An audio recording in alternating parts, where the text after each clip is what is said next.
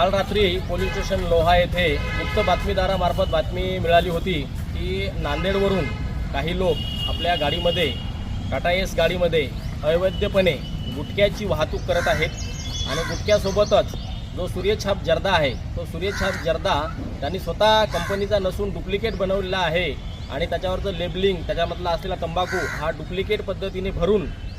तो विक्रीस नेत आहेत आणि त्याचा पुरवठा करत आहेत अशी माहिती मिळाल्यावरून काल त्या ठिकाणी सपोनी चन्नासाहेब आणि त्यांच्यासोबत टीम यांनी नांदेड रोडवर जाऊन नाकाबंदी सुरू केली आणि जसंही आम्हाला ज्या क्रमांकाचं अपेक्षित होतं त्या क्रमांकाची गाडी आल्यानंतर त्या गाडीला थांबवलं आणि त्याची चेकिंग केली असता सदर गाडीमध्ये जवळपास 35 पोते